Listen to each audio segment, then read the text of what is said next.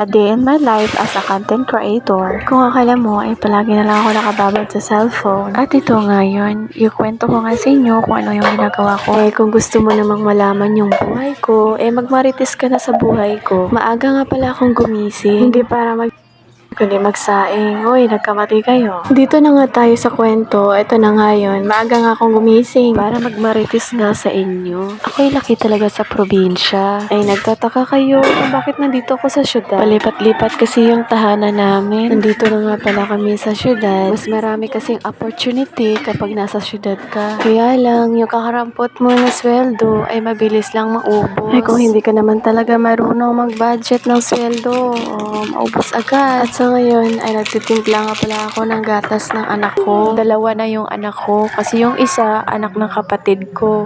Nagalit na nga yung isa kasi nga ang tagal. Yung isang pack na gatas ay kailangan ko palang hatiin sa kanilang dalawa. Yung isa excited nang uminom kaya ayun kinuha na yung isa. At natapos na nga yung obligasyon ko sa kanilang dalawa. Dito naman tayo sa aking pagsasaing. Ay ako'y sanay na talaga sa ganitong gawain. Hindi pa nga kami nakabili ng gasol. Naubusan na nga pala kami ng kahoy, buti na lang may nakita akong plywood. Wag na kayong magtaka kung yung bahay namin wala ng pintuan. At dahil nga maganda yung sikat ng araw ngayon, kailangan ko nang magsampay dahil maya-maya ay uulan na naman. Hindi nga matapos-tapos yung ginagawa ko sa bahay, kailangan ko na palang magluto ng ulam. Ang lulutuin ko nga pala ay talbos ng kamote at lagyan ko ng sardines. At palagi na lang kasi tayong nagpiprito ng uulamin natin. Masama din kasi yung araw-araw ka nagmamantika. Para maiba naman yung luto, ay kailangan na rin natin magluto ng gulay na may sabaw. Grabe, nakakamiss palang mamuhay ng probinsya. Yung hanap-hanapin mo talaga yung mga fresh na mga ulam doon. Iba din kasi kapag nasa probinsya ka, gagawa ka lang ng garden sa labas ng bahay nyo. Kung ikaw na may masipag magtanim ng mga gulay, siguradong may harvestin ka at fresh na fresh pa. Grabe kapag nasa syudad ka, ang mahal talaga ng mga bilihin. Lalo na sa mga gulay. Yung tipong nagtitipid ka pero hindi talaga magkakasya.